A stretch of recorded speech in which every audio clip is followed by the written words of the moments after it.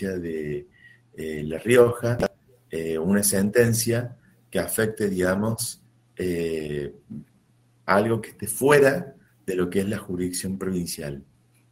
Esto es algo que es propio, digamos, entender de que la jurisdicción también tiene, digamos, este límite geográfico al cual, digamos, va a alcanzar el poder que tiene el tribunal respecto, digamos, en un territorio.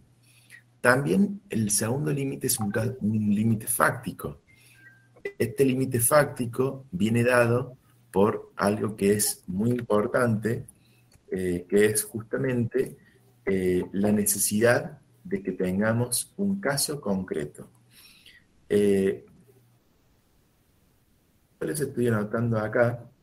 La ley 27 es la ley más antigua que nosotros tenemos en nuestro país. Fíjense que cuando ustedes estudian las leyes actuales, ya vamos casi por la 30.000, y esta es la ley 27. Tiene más de 150 años y todavía sigue vigente.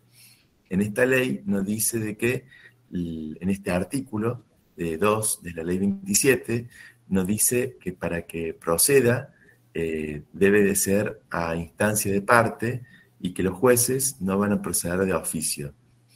Esta es una idea, digamos, que es muy importante porque nos presenta, digamos, un concepto que es necesario, que es la idea de que existe un caso concreto. En Estados Unidos o en los sistemas del common law, un juez puede fallar un caso, digamos, en abstracto. Un caso muy importante de una persona, digamos, que en Estados Unidos estaba eh, cursando, digamos, un embarazo y hace un pedido de justicia ante la Corte Suprema de Justicia de la Nación. Llegó su caso y, por supuesto, su caso era un caso que tenía, digamos, el tiempo de lo que dura, digamos, un embarazo. Para cuando resolvió la Corte Suprema, la mujer ya había dado a luz. El caso se había vuelto abstracto.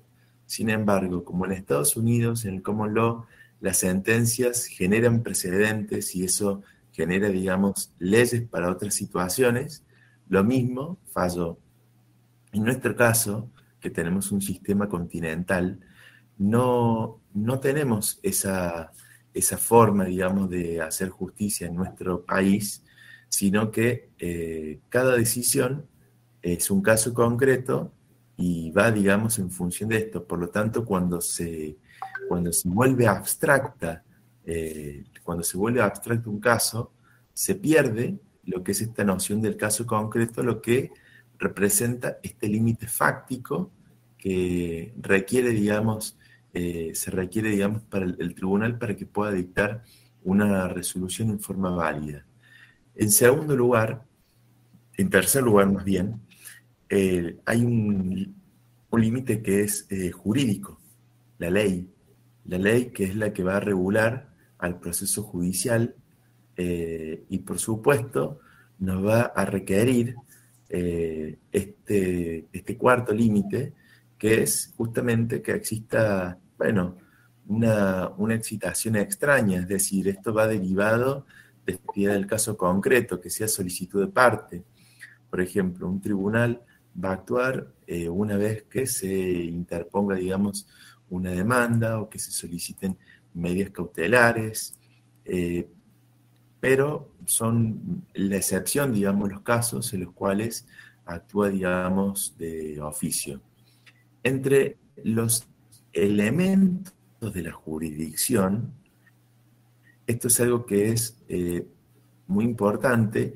Nosotros generalmente, cuando hablamos de los elementos de la jurisdicción, apelamos a algunas palabras que están en latín. Nosotros estamos en la unidad 4. La primera es la idea de la nocio. Esto tiene que ver con el derecho de conocer una cuestión litigiosa determinada que va a tender, digamos, a conocer, en primer lugar, las reglas de la competencia, es decir, observar si el tribunal tiene aptitud para conocer en la cuestión que se propone. En segundo lugar, observar si los sujetos procesales tienen aptitud para actuar en juicio, es decir, si tienen capacidad. Y en tercer lugar, es la recepción justamente de lo que va a ser el material de conocimiento, ordenando todas las medidas de instrucción en las que las partes propongan y las que la ley también autorice como medidas para mejor proveer, que tiene que ver justamente con lo que va a conocer, digamos, en el proceso. Es importante, digamos, esta noción, esta nocio, porque es justamente lo que va a permitir que el tribunal conozca el caso y conozca en definitiva sobre una cuestión litigiosa determinada. En segundo lugar, tenemos justamente lo que es la vocatio. La vocatio es un elemento que representa la facultad de citar a las partes para comparecer dentro de lo que es el plazo concedido. Pensemos que el proceso judicial como un método de debate racional está, digamos, ordenado y dentro de este orden existen plazos, es decir, que una persona no puede venir cuando quiera a decir lo que guste, sino que hay formas y dentro de estas formas hay justamente plazos y esta es una facultad que le permite, digamos, al tribunal citar a estas partes a comparecer, estar dentro de lo que es un plazo concedido.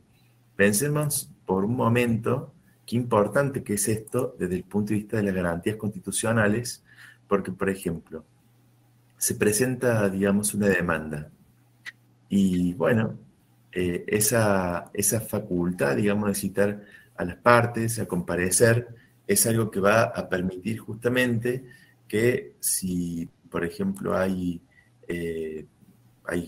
una garantía, hay un garante que justamente se lo pueda citar, si hay una contraparte que pueda comparecer para estar, digamos, a derecho. Pensemos qué importante que es esta vocatio en el ámbito penal, que no se puede, digamos, avanzar, digamos, en el proceso sin que esté presente esa persona a la cual, digamos, se le está acusando, justamente por la garantía inviolable del derecho de defensa. El tercer elemento de la jurisdicción es la coerción. Voy a escribirlo porque son términos en latín, no obstante, ustedes los tienen ahí escritos en el manual. Este elemento es el uso de la fuerza para cumplir todas esas medidas ordenadas en el proceso a fin de hacer, a fin de hacer de que se cumpla justamente lo que se está ordenando y para que se cumpla, digamos, los fines del desarrollo del proceso. Luego vamos a tener lo que es la iudicium. Esta es una facultad que es iudicium, que es muy representativa, digamos, del tribunal, porque es la facultad de dictar la sentencia, poniendo de esta manera el fin a lo que es el litigio. Incluso pensemos que cuando una sentencia alcanza este carácter de firme, luego puedo llegar a dar mayor seguridad jurídica cuando se vuelve cosa juzgada. Y recordemos en este sentido una vez más que los jueces no pueden dejar de resolver. Y esto es algo que es muy importante y está representado en este elemento. Y el último elemento es la execución. Execución es aquel imperio que tiene, digamos, el tribunal para ejecutar estas sentencias. Ahora, cuando nosotros vemos a la jurisdicción, la podemos distinguir en tres grandes momentos. Belén, nosotros estamos viendo en este momento lo que es la unidad 4. La jurisdicción tiene el momento cognoscitivo, cuando el tribunal va a conocer, cuando se desarrollan los actos, por ejemplo, de la demanda, de la contestación de la demanda, de prueba, de alegatos o de discusión. Va a tener el segundo momento, que es el momento resolutivo. Esto es cuando el tribunal resuelve el tribunal resuelve cuando fija los hechos y cuando decide razonablemente el caso. Y el tercer momento, que es el momento ejecutorio, es cuando el tribunal hace cumplir la decisión resuelta ante el incumplimiento del condenado. Esta es una etapa eventual porque si se cumple en tiempo y forma, esto del momento ejecutorio no sucedería. Esto sucedería cuando haya un incumplimiento. Pensemos, por ejemplo, dentro de lo que es un tribunal, digamos, interamericano, como es la Corte Interamericana. La Corte Interamericana de Derechos Humanos, una vez que dicta una sentencia de fondo, luego va a dictar sentencias que son de, bueno, de ejecución del cumplimiento, donde lo que va a hacer es controlar justamente que se cumpla y cómo se cumple. Pensemos también por un momento que el Código Civil y Comercial de la Nación trajo o fortaleció un paradigma, digamos, que es muy nuevo dentro de lo que es nuestro ámbito, que es la jurisdicción preventiva. La jurisdicción preventiva es algo que, por ejemplo, nosotros lo podemos ver desde el artículo 1710 a 1715. Entre esos artículos del Código Civil y Comercial, nosotros nos vamos a encontrar con esto que es la jurisdicción preventiva. ¿Esto qué tiene, digamos, en este carácter? Yo hace un momento les mencioné la idea del caso concreto, esta noción, digamos, de caso actual. Pensemos que generalmente habíamos estudiado de que los jueces o los tribunales cuando conocen sobre hechos que han pasado. Es decir, como han pasado, sobre eso van a conocer los jueces. ¿Qué es lo que sucede, digamos, con estos cambios de paradigma? Aquí el código está estableciendo un deber de prevención de un daño a través de lo que es una acción preventiva. Esta acción preventiva es una acción que tiene un carácter muy amplio, no solamente para evitar la producción, la continuación o el agravamiento del daño, sino también de cualquier quebrantamiento del orden jurídico. Por eso es que estas acciones preventivas son planteadas por una parte legitimada que va a constituir propiamente el ejercicio de lo que es esta función jurisdiccional cuando resuelve un conflicto entre partes que ha sido planteado para su resolución. Pensemos por un momento que nosotros esta jurisdicción, esta tutela preventiva, nosotros la tenemos a través de distintos institutos. Por ejemplo, el amparo. El amparo, cuando ustedes leen la Constitución Nacional, nos dice de que es ante cualquier lesión o amenaza. Entonces, ahí ya tenemos un carácter que es preventivo. También podemos presentar un habeas corpus preventivo. Un habeas corpus, que también es un proceso constitucional, y lo puedo presentar en forma preventiva, o un habeas data preventivo. No hace falta que se produzca la lesión, sino que uno lo puede presentar en forma preventiva. También para esto tenemos lo que se llaman las medidas cautelares. Y en este caso, como dice el Código Civil y Comercial de la Nación, la acción preventiva de daño con distintas especies, como por ejemplo aquellas acciones preventivas de daños destinadas al medio ambiente. Porque pensemos que la idea del carácter de que exista una tutela preventiva es que luego va a haber un daño que va a ser irreparable y que no va a poder volverse a un estado anterior. Es decir, una vez que, por ejemplo, se derrama, digamos, contaminación sobre el medio ambiente, van a pasar muchísimos años, a lo mejor siglos, hasta que pueda, digamos, volver, digamos, a un estado ambiental como el que tenía, digamos, antes de esa contaminación. Por otro lado, tenemos la jurisdicción que es la contenciosa. Esta es la clásica. Esta es la que de algún modo podemos pensar de que existe un caso y este caso es contencioso. Esto implica esta disputa antagónica que hay entre dos sujetos y que van a debatir por intermedio de un tercero imparcial sobre un objeto litigioso. En términos muy simples, ustedes pueden representar este triángulo, el triángulo chovendano, donde tenemos al tribunal como este tercero, o el juez como este tercero imparcial, y después tenemos un actor y un demandado, que son el polo activo y el polo pasivo, que nos pueden representar esta idea antagónica, este conflicto que en el cual subyace este drama que llega, digamos, a los tribunales en forma de proceso. Pero luego tenemos, dentro de lo que es la jurisdicción, actos de jurisdicción voluntaria. Dentro de estos actos de jurisdicción voluntaria, Hernando de Vicechandía nos dice que la intervención del juez en la jurisdicción voluntaria se hace justamente para llenar una formalidad que exige la ley con el objeto de precisar, de verificar que existen relaciones jurídicas o al efecto de reglamentar el ejercicio de las facultades, de los derechos que estos puedan producir, todos sus efectos jurídicos, allí donde la voluntad de las personas se encuentra, digamos, abandonada a sí misma.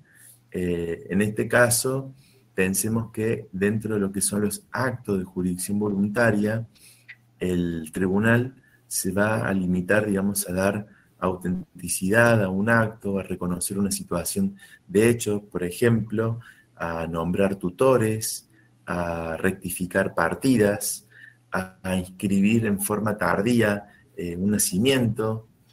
Y luego tenemos un aspecto, digamos, un aspecto, digamos, que es muy importante, que tiene que ver con este enfoque que, como yo les mencionaba en la clase anterior, a partir de la reforma de 1994 se incorporaron una serie de tratados internacionales de derechos humanos. Gracias a esa serie de tratados de derechos humanos, nosotros ingresamos también en lo que es un plano internacional que es muy importante. Pensemos también en un momento que el año pasado se celebraron 30 años de Mercosur. En la reforma del 94 también se reconoció constitucionalmente a este proceso de integración, el artículo 75.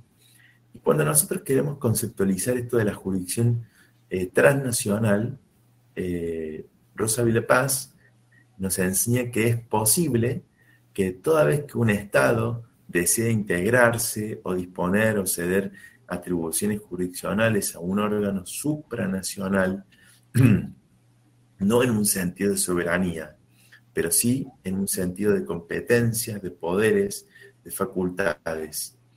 Esto en el plano, digamos, de lo que es el derecho de la integración, lo vemos en el artículo 75, inciso 24, y en Europa, que tiene un proceso comunitario, un derecho comunitario, se representa, por ejemplo, en el caso de la Unión Europea. Nosotros tenemos un proceso de integración que es Mercosur. Pensemos que en estos procesos, la solución de controversias que se va a adoptar en las organizaciones y en los procesos de integración, también de algún modo refleja cuál es el grado de desarrollo que tiene, digamos, un sistema y que el compromiso que también tienen estos miembros para alcanzar los objetivos propuestos.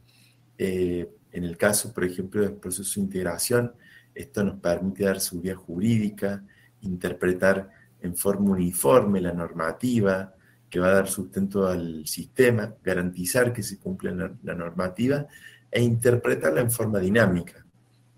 Esta jurisdicción transnacional responde justamente a procesos de asociación, de integración y comunitarios, en los cuales se crean tribunales judiciales y también arbitrales. Estos tribunales judiciales cuentan muchas veces con la función de decir el derecho en un proceso de integración que abarca, mientras que los tribunales arbitrales solamente pueden dirimir una controversia conforme a las normas que están preestablecidas por las partes. En el ámbito del sistema comunitario europeo, nosotros tenemos que esta Comunidad Económica del Carbón y del Acero creó un tribunal de justicia como un órgano de esta comunidad. Fue algo, digamos, un hito, digamos, muy importante, porque no representaba, digamos, a un Estado. También la Comunidad Económica Europea y la Comunidad Europea de la Energía Atómica, los tres habían creado, digamos, tribunales allá en la década del 50, el año 51, 57, respectivamente, y en aras, digamos, de tener una mayor economía y eficiencia, en vez de tener cada uno en su propio tribunal, decidieron tener un tribunal fusionado y por eso se estableció un tribunal de justicia de la Comunidad Europea. Este órgano es un órgano dentro de lo que es la Comunidad Europea que se encarga, digamos, de asegurar este respeto del derecho en lo que es la interpretación y la aplicación del tratado. También garantiza la legalidad, la constitucionalidad comunitaria y va a revisar, digamos, aquellos actos de los estados que forman parte de la Comunidad Europea. Pensemos que esto de la Unión Europea es una forma de organización internacional que a través de lo que es la colaboración con distintos órganos jurisdiccionales de estos estados que son miembros de la Unión Europea, va a velar por que se aplique este derecho de la Unión.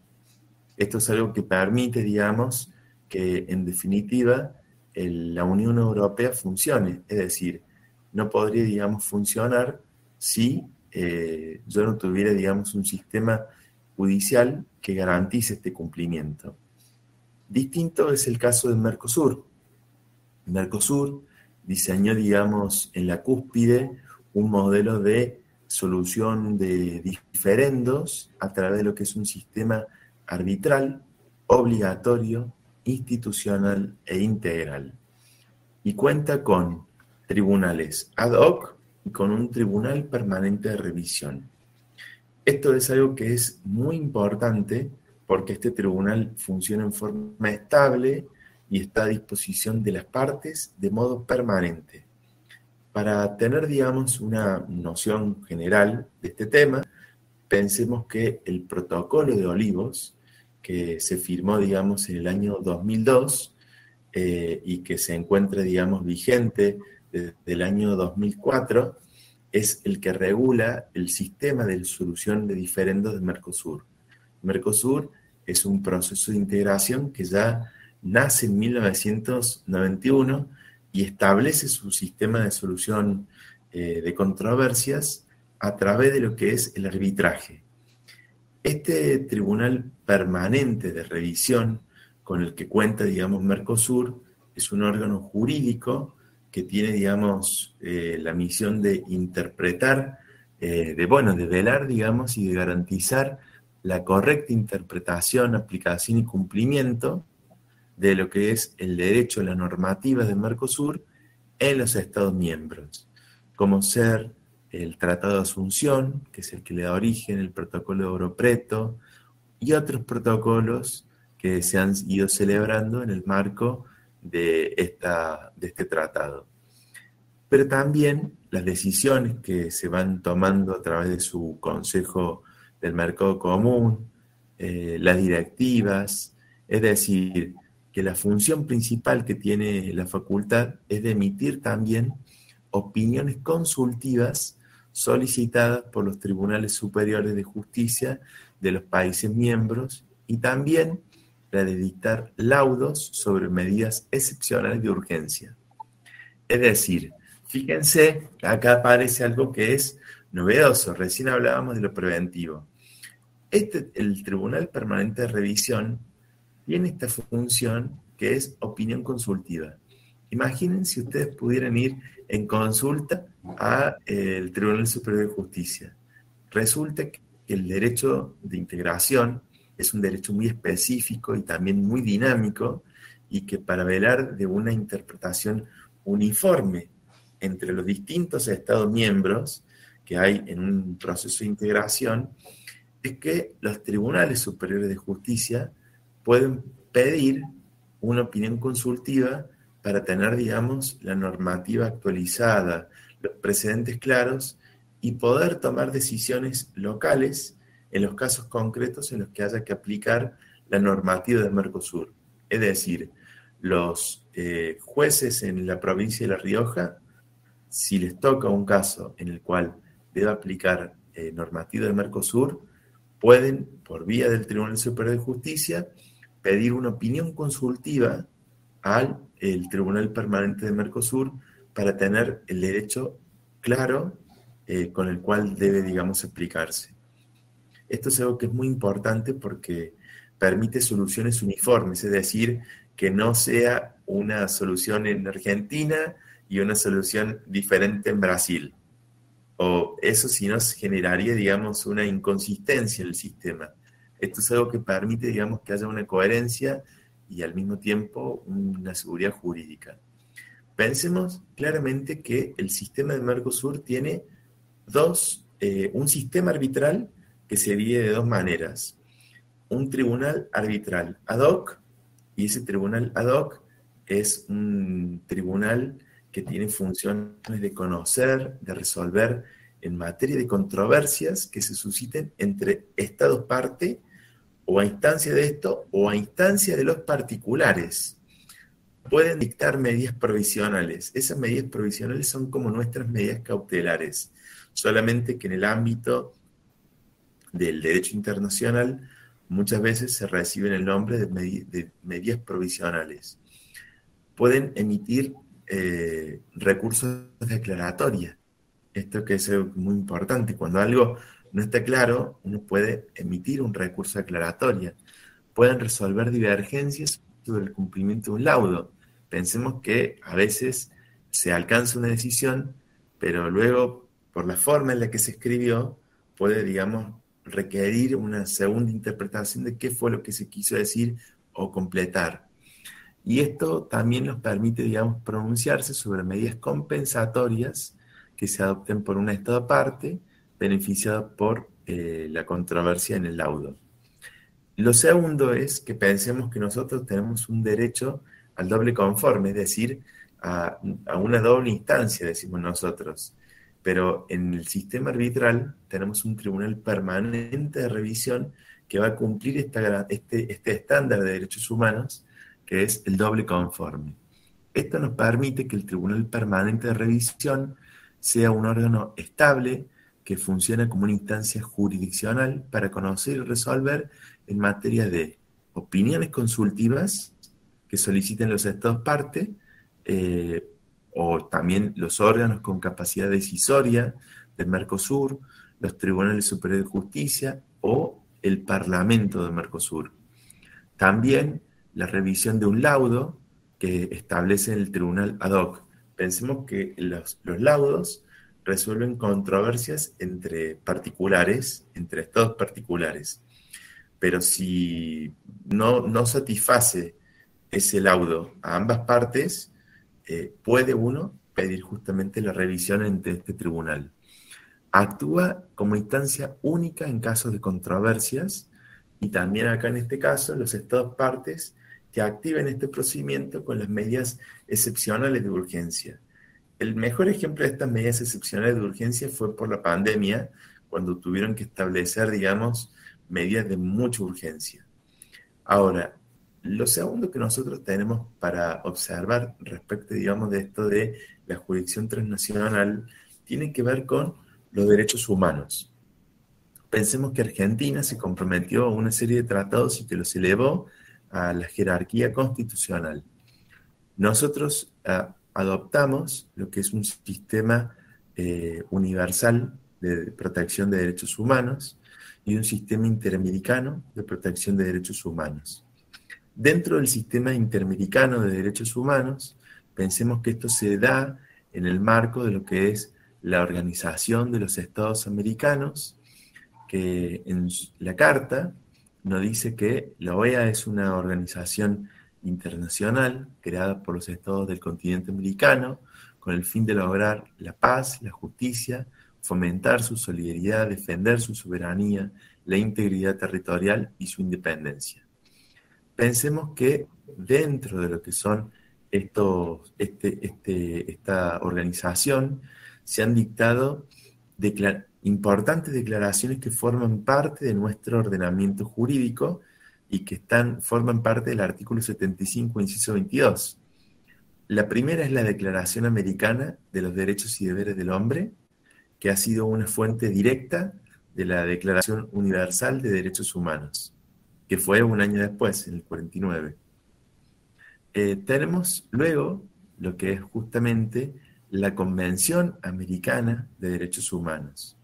Pensemos que en este sistema interamericano de protección de derechos humanos tenemos dos grandes órganos: la Comisión Interamericana de Derechos Humanos y la Corte Interamericana de Derechos Humanos.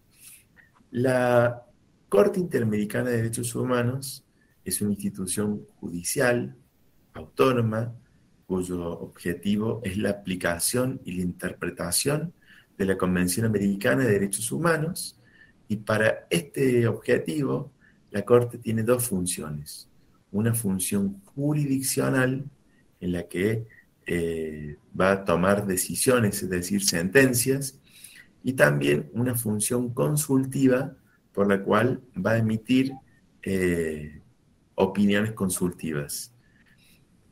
Pensemos que este sistema interamericano que tenemos nosotros es muy importante porque nos permite, cuando hacemos una reserva de caso federal, en un caso que estemos llevando, y la Corte Suprema de Justicia de la Nación nos dijera que no, cuando se viola una garantía fundamental que está contenida y consagrada en la Convención Americana, podemos ocurrir ante la Corte Interamericana. El procedimiento es muy simple. Primero se hace una denuncia ante la Comisión Interamericana. La Comisión Interamericana recibe esa denuncia, que uno la manda completando un formulario. Casi les diría que no hace falta, de hecho, tener un abogado porque está escrito en un lenguaje muy claro. Es un formulario que una persona lo completa, se envía por email y la Comisión Interamericana lo evalúa. Cuando considera que se encuentra que hay mérito suficiente, eleva ese caso a la Corte Interamericana, que va a dictar una sentencia de fondo en este caso. Argentina utiliza mucho el sistema interamericano de protección de derechos y utiliza mucho el sistema de la Corte Interamericana, y en varias ocasiones, las veces que ha sido condenado Argentina por violar garantías fundamentales, ha representado, digamos, cambios muy importantes para nuestro país, por lo que representa, digamos, un enfoque de derechos humanos. Otro tema, digamos, diferente que tenemos en el manual y en nuestro programa es el enfoque que le da el sistema africano de derechos humanos. Sí, Esteban, ¿querías decir algo? Sí, cuando usted hace mención a la Convención Americana sobre Derechos Humanos, ¿es exactamente igual al Pacto de San José de Costa Rica? Pues yo estoy siguiendo el manual. También, también le decimos Pacto de San José de Costa Rica porque la Comisión Interamericana su sede en Washington, y la Corte Interamericana se encuentra en Costa Rica. Y cuando se firma la convención, se firma, digamos, en Costa Rica. Le digo, es algo maravilloso poder tener una Corte Interamericana, y si ustedes ingresan a la página van a poder, digamos, disfrutar lo que es justamente ver una corte que es realmente es fantástica. Yo, si quieren, les voy a dejar, esto también está en el aula virtual, pero para las personas que sean muy, muy curiosas y que no, que tengan, digamos, ganas de conocer, está, digamos, ahí el link. Siguiendo, digamos, con este tema, África tiene un sistema africano de derechos humanos que es una concepción distinta a la que tenemos nosotros. En África se denominan derechos humanos y de los pueblos. Esto es algo que es importante porque fíjense que nosotros hablamos de derechos humanos. Ellos hablan de derechos humanos y de los pueblos, porque ellos dicen que no se puede hablar de uno sin el otro. Fíjense qué importante esa perspectiva, digamos, de la vida. Ellos establecieron la Carta Africana de Derechos Humanos y de los Pueblos, también conocida como la Carta de Banjul, que ha sido adoptada en el año 1981 y que está en vigor desde el año 1986. Este sistema tiene, muy semejante al nuestro interamericano, tiene una Comisión Africana de Derechos Humanos y de los Pueblos y una Corte Africana de Derechos Humanos y de los Pueblos.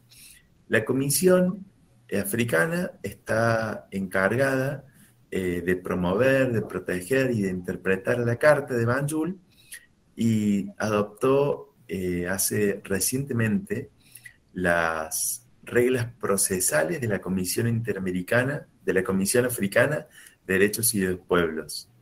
En este sentido, la Comisión puede desarrollar la amigable composición, es decir, los métodos participativos de resolución de conflictos. Puede hacerlo a esto que lo hace como amigable composición, lo hace a través de memorándum de entendimiento, que se redactan como si fuera casi un acuerdo de mediación, más o menos. En otro sentido, también puede abrir, por ejemplo, puede abrir una audiencia oral para verificar hechos, para invitar a esta amigable composición y para considerar cuando hay mérito para elevar el caso a la Corte Africana. Y también la Comisión, al igual que nuestra Comisión Interamericana, puede dictar medidas provisionales.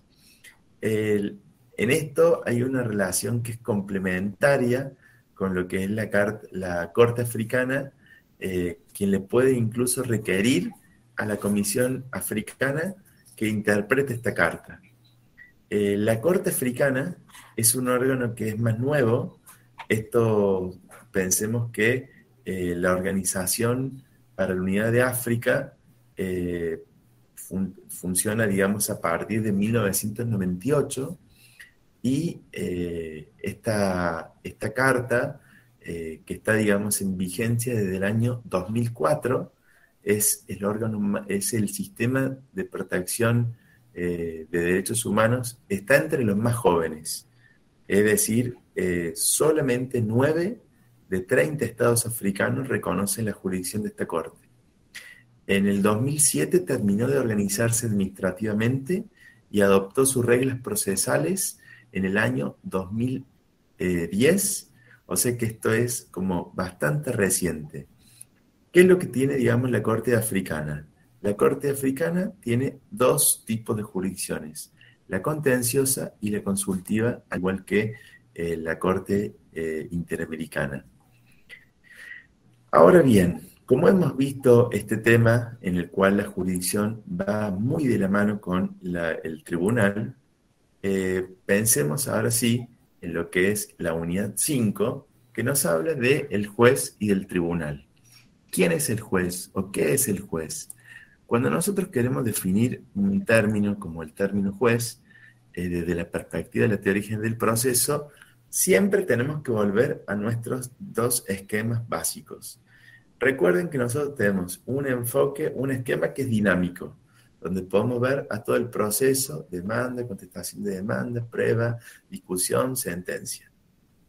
Pero el otro esquema que tenemos es un esquema estático, que a nosotros nos permite ver los elementos objetivos, subjetivos y teleológicos. Bueno, desde el punto de vista de la teoría general del proceso, el juez es un sujeto procesal y es necesario. Recuerden que nosotros cuando hablábamos del elemento subjetivo, decíamos que hay sujetos que son necesarios y sujetos que son eventuales. Son necesarios porque para que exista un proceso judicial, su definición lógica necesita que haya un juez y que haya partes. Es decir, el juez es un sujeto necesario del proceso judicial. Que al mismo tiempo podemos, digamos, definirlo por sus caracteres. Tiene este carácter, digamos, de ser imparcial. Y esa imparcialidad se manifiesta en esa equidistancia, en ese carácter, digamos, de tercero, que justamente va a ser a quien se le presente, digamos, un caso para dirimir una cuestión.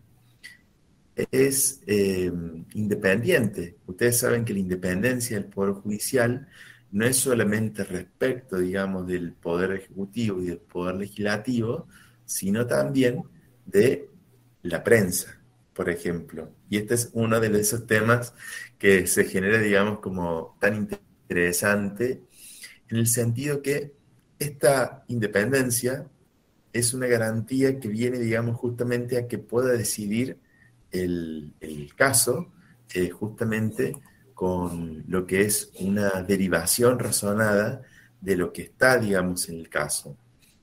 Y la doctrina agrega una tercera palabra, una tercera I, que es imparcial.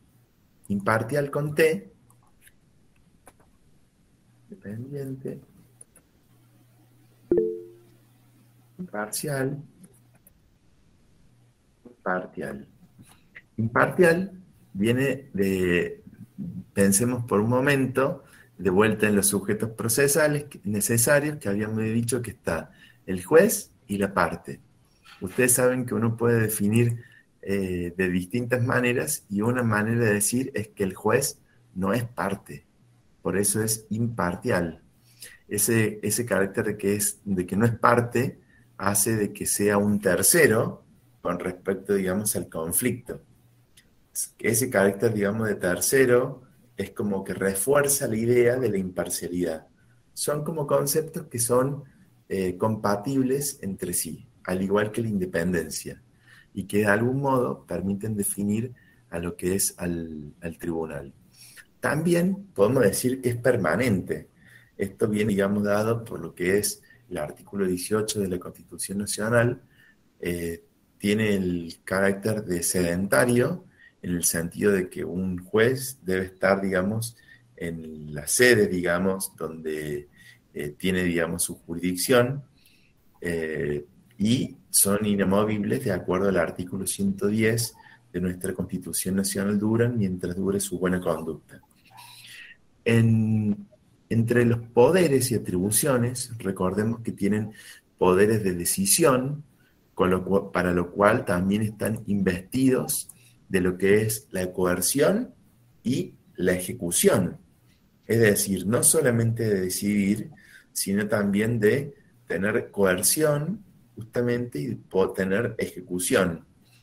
Tiene poderes de comunicación, porque pensemos nuevamente que el proceso judicial, como un método de debate dialógico, argumentativo, va a ser quien reparta, digamos, la palabra. Por ejemplo, en un proceso civil, una persona cuando escribe una demanda no se le dirige a la contraparte, se le dirige al juez. Señor juez, se presenta y dice luego qué ha pasado y qué es lo que está pidiendo y en qué derecho se está fundando. Y hará también su reserva. Y ese diálogo va a seguir, digamos, esta forma triangular. Es un diálogo por interpósita persona.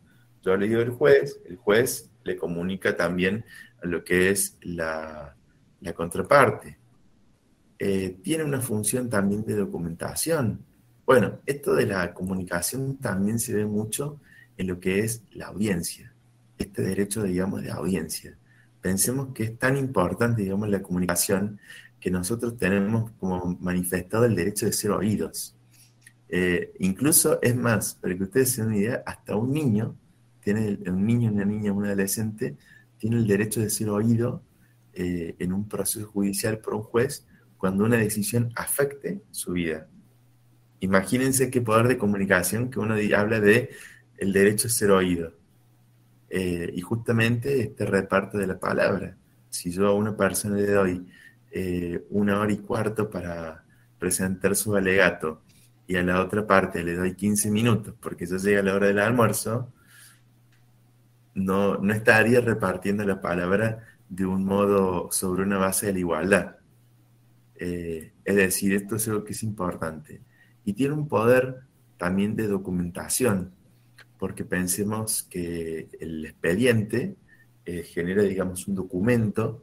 Ese documento, cuando ustedes estudian derecho privado, existen documentos privados, documentos públicos. Esto es un documento público, es decir, que tiene fe pública. Esto es algo que es importante. Una persona, uno por ejemplo puede llevar, cuando va a presentar una documentación al tribunal, lleva el original y lleva una copia.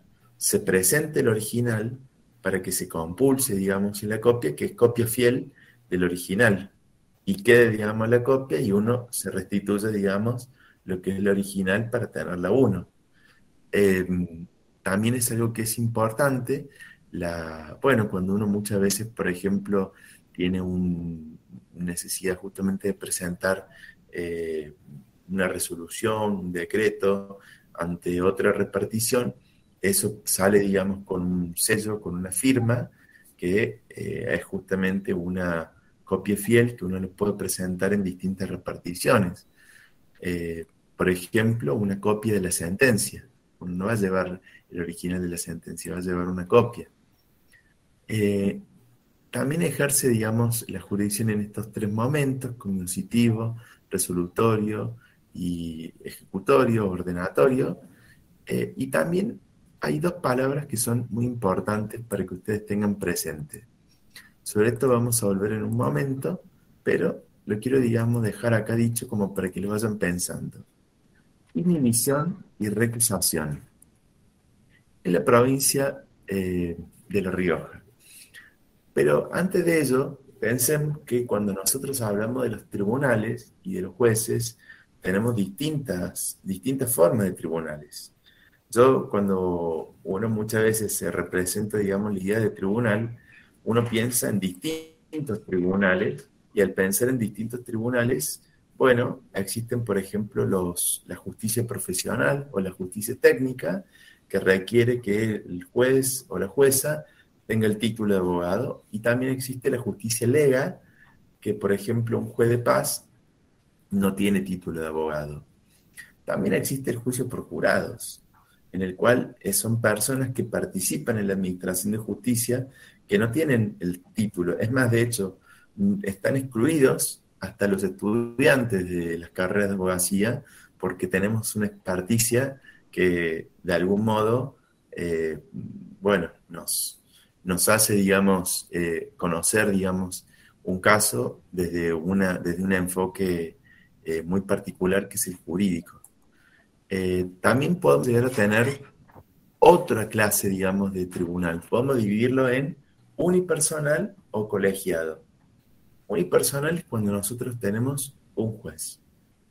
Colegiado es cuando tenemos un tribunal. Es decir, fíjense, por ejemplo, la Corte Suprema de Justicia tiene muchos ministros. Esos ministros, cuando actúan, nunca actúan en forma individual, sino que siempre pagan en forma colegiada. Distinto sería, digamos, el caso que, por ejemplo, veamos entre los jueces de primera instancia, que podamos llegar a tener jueces unipersonales, como una distribución justamente que se hace de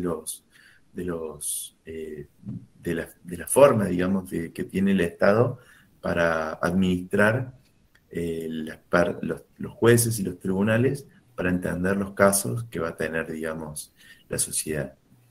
Podemos tener también jueces que son, o tribunales de conocimiento de instancia única o de instancia plural.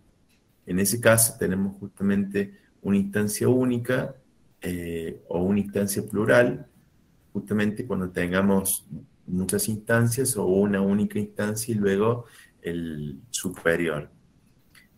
vamos a tener distintos sistemas de designación de los jueces. Por ejemplo, en algunos estados en Estados Unidos, a los jueces se los elige por el voto popular. Obviamente que como cualquier cargo que es elegido por voto popular, no duran toda la vida, sino que duran un periodo, el periodo que dura ese voto. En Uruguay, por ejemplo, el que designa es el mismo Poder Judicial que uno cuando ingresa a carrera judicial, uno comienza desde los cargos bajos y luego va haciendo un cursum honorum hasta que el Poder Judicial lo designa, lo elige por sí. Y tenemos un tercer sistema en el cual el Poder Ejecutivo es quien designa a los jueces. En nuestra nación, el sistema que tenemos es este es que la selección la hace el Poder Ejecutivo Nacional. Esto viene dado por el artículo 99, inciso 4 de la Constitución Nacional, como una de las atribuciones del Poder Ejecutivo. Pensemos que los miembros de la Corte Suprema de Justicia son designados por el Poder Ejecutivo con acuerdo de 2/3 de los miembros presentes del Senado. En cuanto a lo que son los inferiores, es con el acuerdo del Senado sobre una base propuesta, en base a la terna, que presenta lo que es el Consejo de la Magistratura. También esto está, digamos, establecido en el artículo 99. Y el artículo 114 de la Constitución Nacional crea el Consejo de la Magistratura para la selección de magistrados del Poder Judicial de la Nación, integrado por 13 miembros, 3 jueces, 6 legisladores, 2 abogados, un representante del Poder Ejecutivo y uno del ámbito científico y académico. Estos miembros del Consejo de la Magistratura duran 4 años en sus funciones. En la provincia de La Rioja también se sigue un sistema de designación por el Poder Ejecutivo. Los magistrados del Tribunal Superior de Justicia son designados por la Cámara de Diputados a propuesta del Poder Ejecutivo Provincial. Esto viene dado por el artículo 126, inciso 10, y el artículo 137 de la Constitución Provincial. El artículo 141 nos dice que para ser juez se requiere título de abogado, 8 años de ejercicio profesional o de desempeño de la magistratura y 30 años de edad. En todos los casos se requiere ser argentino con 2 años de residencia y matrícula de abogado efectiva e inmediata previa a su designación en la provincia. También previos a la designación como integrante de la función judicial, para acceder a los cargos de jueces, miembros del Ministerio Público, los interesados serán seleccionados mediante un examen de idoneidad en concurso público por ante el Consejo de la Magistratura, como lo establece el artículo 152 de la Constitución Provincial. Además, nos establece el artículo 153 que el Consejo de la Magistratura se integra por 3 diputados, 1 por la minoría y 2 representantes de la función ejecutiva. Un representante por los jueces inferiores elegido al efecto por sus pares, un abogado de la matrícula elegido por voto directo de todos los letrados matriculados de la provincia, y asimismo podrá ser integrado por personas del ámbito académico en la forma y número que indique la ley, debiendo considerarse preferentemente a docentes de carrera de Derecho. Esto está dado por el artículo 153. Esto es muy importante, digamos, señalar que así como vemos el sistema de designación, también está el sistema de remoción de los jueces, en lo que en el orden nacional lo podemos ver, separando, digamos, distintos casos. En el caso de lo que son los miembros de la Corte Suprema de Justicia de la Nación, esto se hace por juicio político. Esto viene dado por el artículo 53 y 59 de la Constitución. En el caso de los tribunales inferiores, es el propio Consejo de la Magistratura quien va a decidir la apertura del procedimiento de remoción y formula la acusación, pudiendo también suspenderlo mientras se sustancia el procedimiento, y esto está dado por el artículo 114 de la Constitución Nacional. Y el órgano encargado de juzgar y eventualmente remover a los jueces y juezas es el jurado de enjuiciamiento, cuyo fallo es irrecurrible como establece el artículo 115 de la Constitución Nacional. En la provincia de La Rioja podemos hacer esta misma división. En el caso de los miembros del Tribunal Superior de Justicia, se remueve por las causales que están previstas en la Constitución a través del juicio político. Esto es el artículo 137 de la Constitución Provincial. En el caso de los tribunales inferiores, se remueven por las causales de juicio político, por las demás que establece esta Constitución y procedimiento ante el jurado de enjuiciamiento. Esto está previsto en el artículo 152 de la Constitución Provincial y también en una ley provincial de juicio político que es la 5048.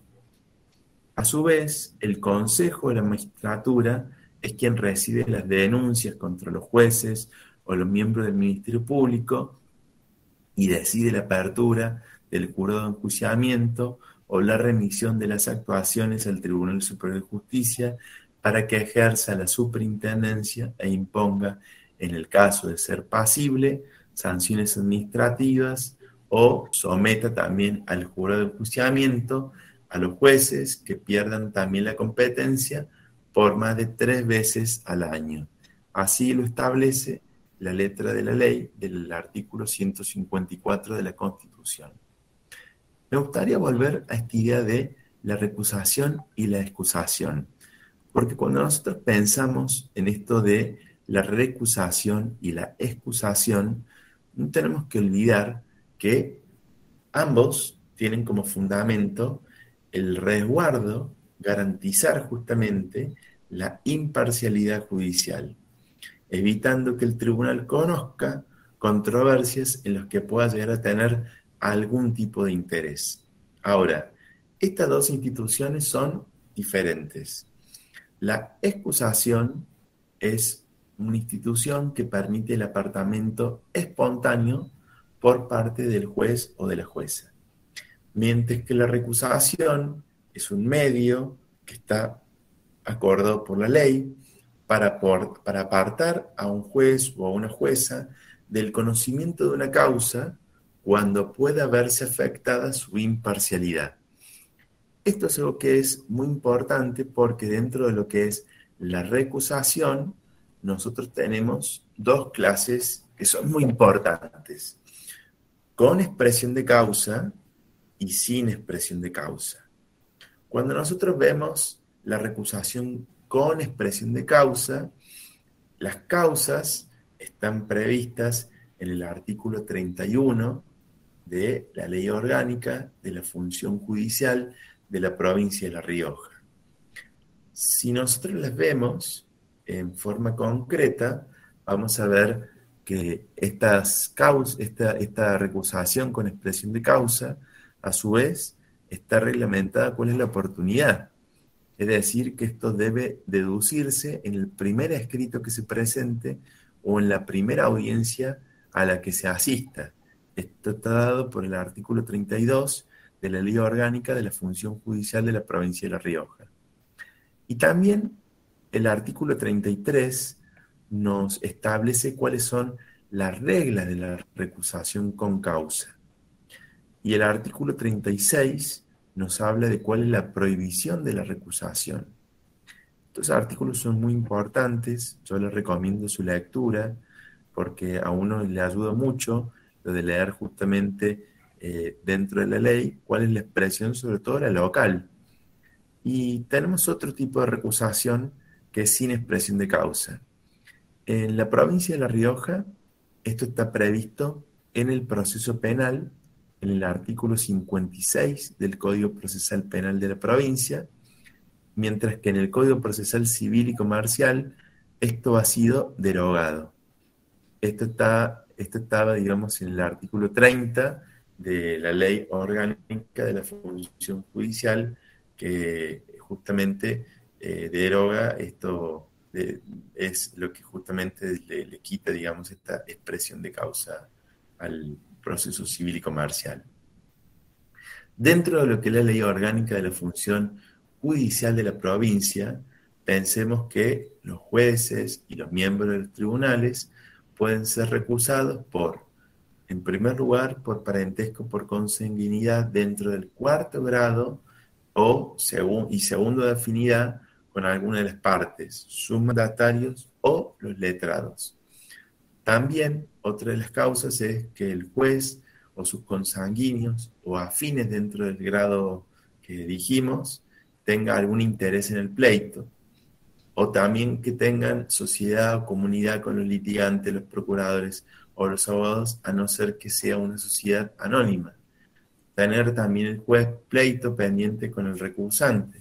Pensemos que a veces una persona ejerce, digamos, como abogado, luego es designado, digamos, como juez, o que a lo mejor también como particular pueda, digamos, llegar a tener un pleito pendiente, siempre que este haya sido promovido antes de haber tomado el juez la intervención, digamos, en la causa.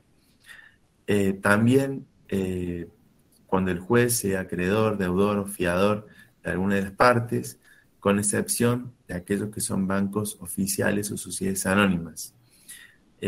Haber sido el juez denunciado o acusador recusante o acusado o denunciado antes de que comience el pleito, haber sido defensor de alguna de las partes, emitido opinión o dictamen o dado recomendaciones acerca del pleito antes o después de comenzado, haber recibido el juez beneficio de alguna de las partes en cualquier tiempo o después de comenzado el pleito.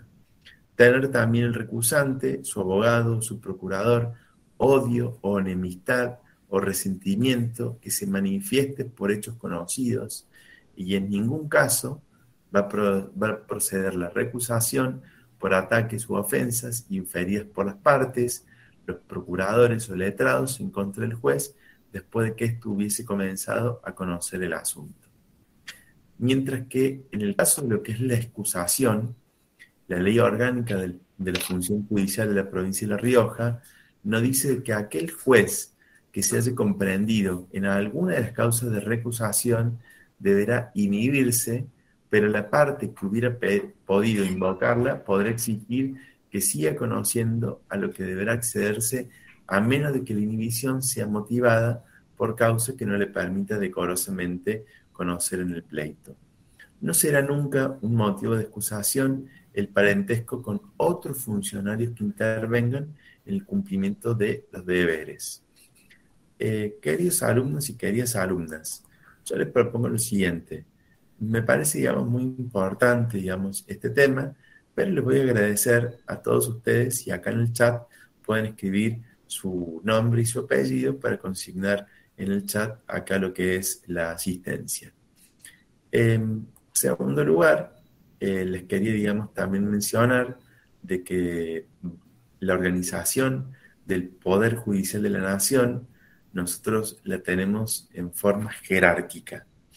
En el sistema nacional está conformado por la Corte Suprema de Justicia de la Nación, Cámara Federal de Casación Penal, Cámara Federal de la Seguridad Social, Cámara de Apelaciones y diversos juzgados de primera instancia, siendo que la Corte Suprema es la instancia superior dentro del Poder Judicial y se encuentra compuesta por 5 miembros, un presidente y 4 ministros. En el caso de lo que es la Constitución Nacional, así lo establece en el artículo 108. En el caso de la Constitución de la provincia de La Rioja, lo reglamenta en el artículo 131, primera parte, y en el artículo 132. Por último, mencionarles que en el aula virtual he dejado una visita guiada a lo que es la Corte Suprema de Justicia de la Nación y los links a las páginas oficiales de lo que es el Poder Judicial de la Nación. Allí también van a poder ver cómo se encuentra organizada la Corte Suprema de Justicia de la Nación y lo que es justamente la organización misma a través de lo que es la página de la Corte Suprema de Justicia de la Nación. En el caso de lo que es la página de la justicia provincial, acá la anoto, justicialarrioja.gov.ar, para que ustedes tengan justamente este registro, ingresen a la página, ahí van a poder ver lo que es el organigrama del Poder Judicial, donde se pueden ver claramente cómo se encuentra, digamos, organizado. Pero para que ustedes tengan, digamos, una noción general, es importante, digamos, señalar que en la provincia está el Tribunal Superior de Justicia, luego están las secretarías, administrativa, originaria, penal, laboral, civil, comercial y de minas, auditoría económica y de información técnica.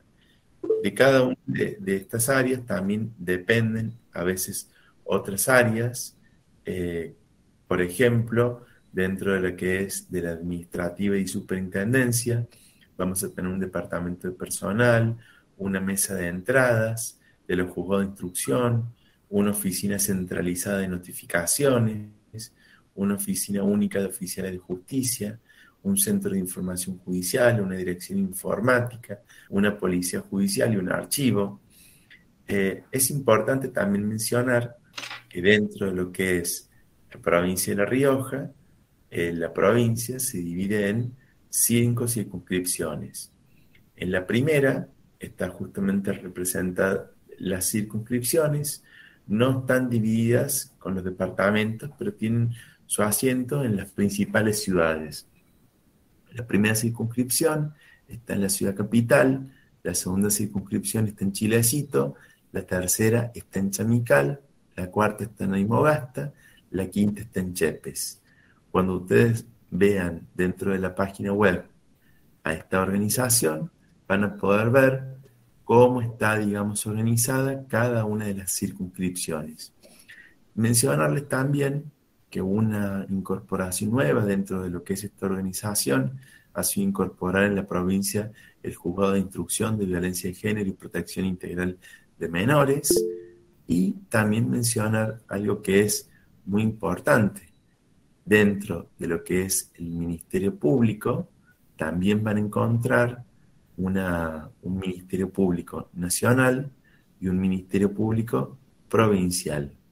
Yo les voy a anotar acá para que ustedes vean, para que sean curiosos, lo que es la página web del Ministerio Público Fiscal de la Nación, que está organizada por la Ley Nacional 27.148.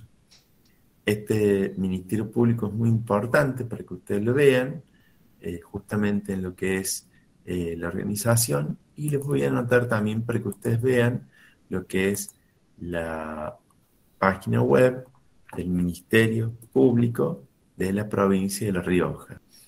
Uno, al ver, digamos, estas páginas, Profe, sí, disculpe, ¿cómo es el número de la ley que dijo? Por favor, ¿me lo puede repetir? sí, mire, si usted entra ahí a la página web, va a ver que sale todo, digamos, escrito en lo que dice institucional, pero es la ley Ah, orgánica del Ministerio Público Nacional, que es la ley 27.148. gracias, Este, gracias, gracias. por favor, al contrario. Es muy importante, digamos, que ustedes también puedan ver esto, porque es algo que les va a dar una dimensión muy práctica al poder ver esto de esta manera. Con esto, queridos alumnos y queridas alumnas, damos por concluida nuestra clase del día de hoy. Vamos a también continuar, les invito a que continúen, digamos, trabajando con el aula virtual y sí, Julieta. Profe, le quería consultar si nos podría decir más o menos una fecha estimativa del parcial. Estamos justamente trabajando en cerrar, digamos, un calendario, pero piensen de que va a estar, no vamos a tomarlo, digamos, en el mes de abril, sino más en mayo.